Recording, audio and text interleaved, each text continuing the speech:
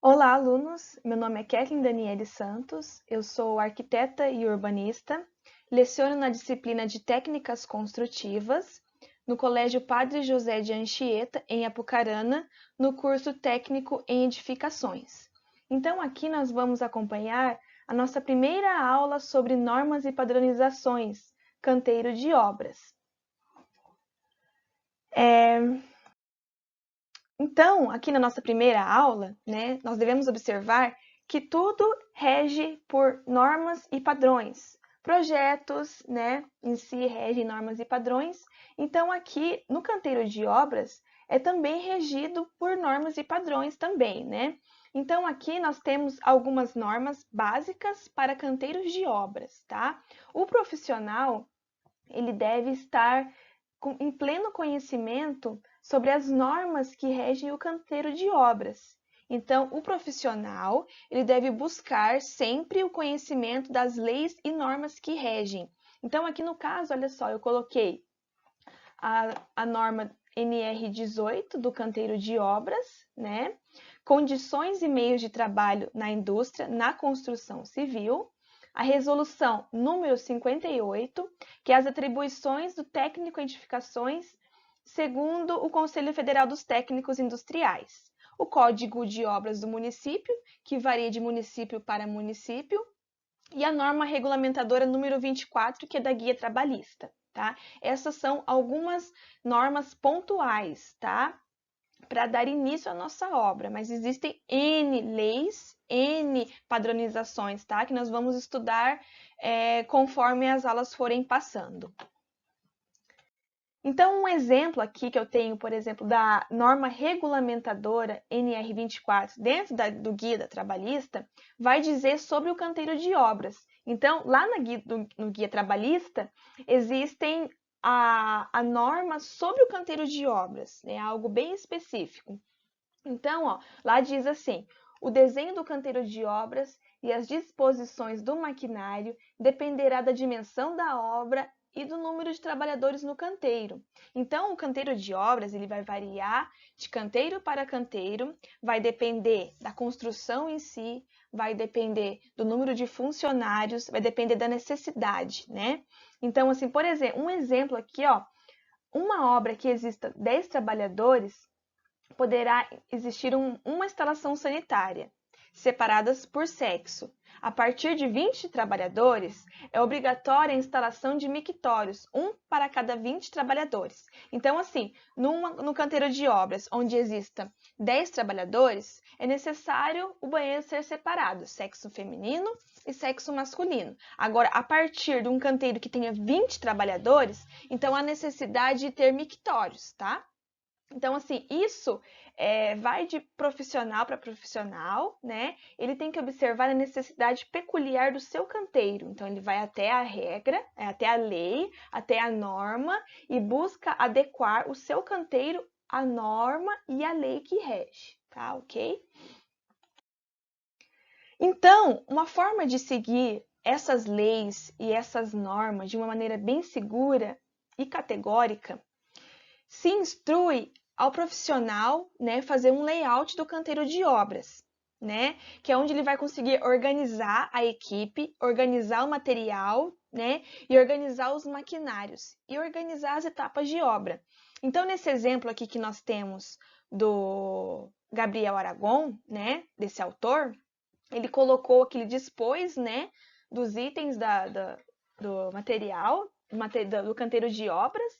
Então, aqui ele colocou desde a carga e descarga dos materiais, né? Colocou aqui aonde vai ser a área de construção e colocou os outros itens necessários aqui onde os materiais vão se encontrar, né? A bancada aqui também para fazer a montagem das formas, né? Então aqui essa locação que ele colocou dos materiais é referente ao canteiro de obras dele, né? Como vai ficar melhor para ser trabalhado de acordo com o canteiro de obras dele.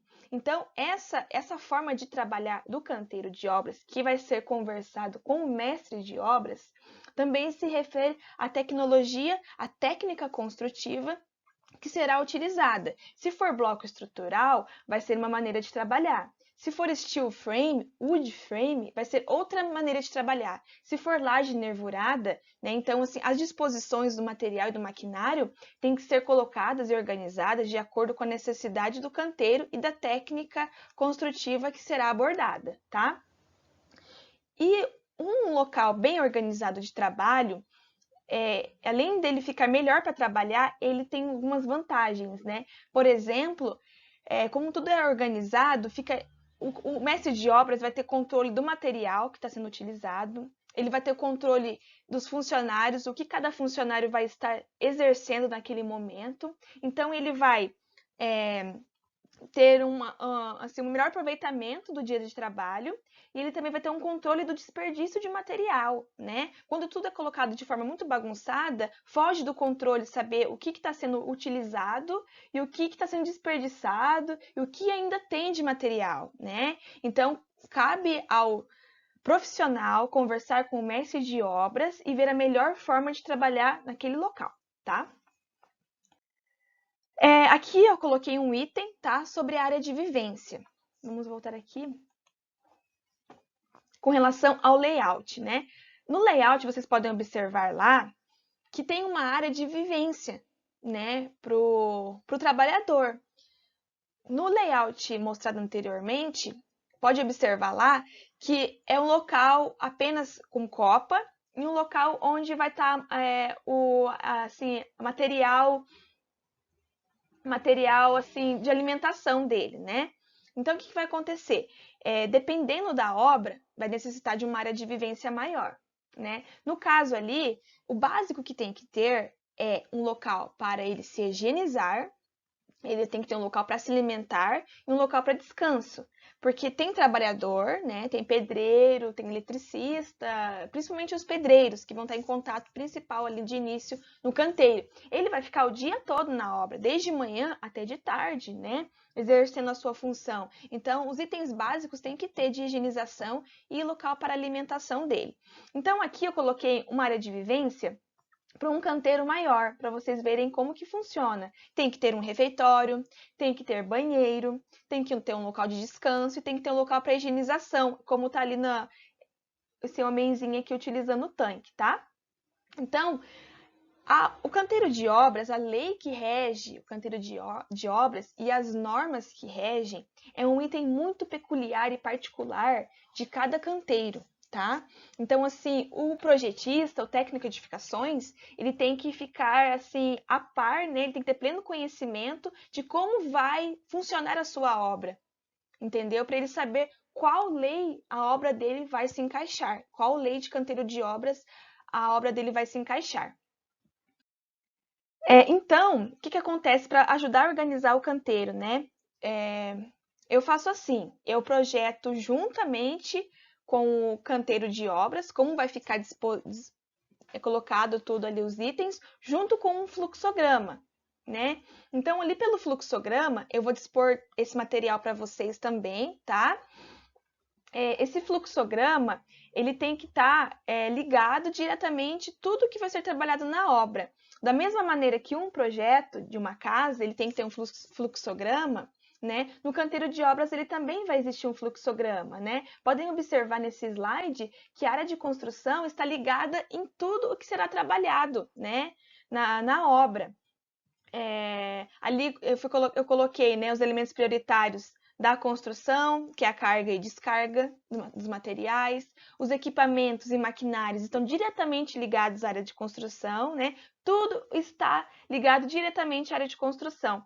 Só que no slide aqui, bem aqui, ó, que não está aparecendo, mas lá no slide que eu vou mandar para vocês vai aparecer, que é a área ali do funcionário, que é copa, cozinha e banheiro, tá? Que é assim, mesmo estando dentro do canteiro de obras, é uma área que não está diretamente ligada na construção, mas ela tem que constar, tá?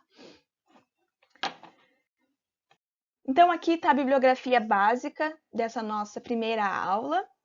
A gente está iniciando a questão de canteiro de obras, tem outras coisas para a gente conversar ainda. E eu também vou dispor para vocês uma atividade com relação ao canteiro de obras para vocês fazerem, tá? E qualquer dúvida pode me contactar. Muito obrigada a todos, até a próxima aula.